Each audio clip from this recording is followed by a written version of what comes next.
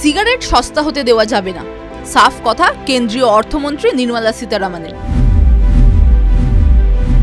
GST compensation শেষ হলেই আবার বসবে আবগারি শুল্ক বা এক্সাইজ ডিউটি। লোকসভায় কেন্দ্রীয় আবগারি সংশোধনী বিল 2025 নিয়ে আলোচনাতেই কেন্দ্রীয় অর্থমন্ত্রী সরকারের সিদ্ধান্তের কথা জানান। কেন আবার আবগারি শুল্ক ফিরিয়ে আনা হচ্ছে এবং তা সিগারেট তামাকজাত পণ্যের উপরে চাপানো হচ্ছে, তার সপক্ষে যুক্তি দিয়ে অর্থমন্ত্রী নির্মলা সীতারামন বলেন যে কম্পেনসেশন শেষ উঠে গেলে সিগারেটের ওপর করের বোঝা কমে যাবে, জিএসটি সর্বাধিক 40% বসতে পারে। অর্থমন্ত্রীর স্পষ্ট কথা, আমরা অবশ্যই চাই না যে সিগারেট সস্তা হয়ে যাক। তিনি জানান, জিএসটি আসার পর যে সিগারেট বা তামাকজাত পণ্যের দাম বেড়েছে এমনটা নয়।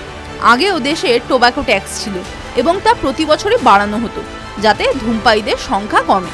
অর্থমন্ত্রী সেই ব্যাখ্যা দিয়ে বলেন, এটা স্বাস্থ্য সংক্রান্ত উদ্বেগের বিষয়, তাই এর কর দামও আলাদা হওয়া উচিত যাতে সাধারণ মানুষের অভ্যাস না হয়ে যায়। কম্পেনসেশন শেষ হয়ে যাওয়ার পর আমরা জিএসটির আগে থাকা আবগারি শুল্কই ফিরিয়ে আনছি। কেন্দ্রের আনা এই বিলে তামাক ও তামাকজাত পণ্যে আবগারি শুল্ক বাড়ানোর প্রস্তাব দিয়েছে। আগামী বছরই সিন গুডস অর্থাৎ সিগারেট, পান মশলা ও নিকোটিন মেশানো পণ্যের ওপরে জিএসটির কম্পেনসেশন শেষ হয়ে যাচ্ছে।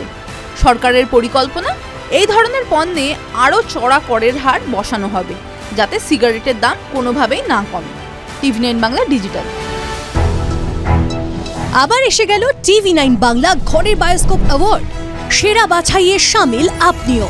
বাংলা ওয়েব সিরিজে আপনার পছন্দের সেরা নির্দেশক কে?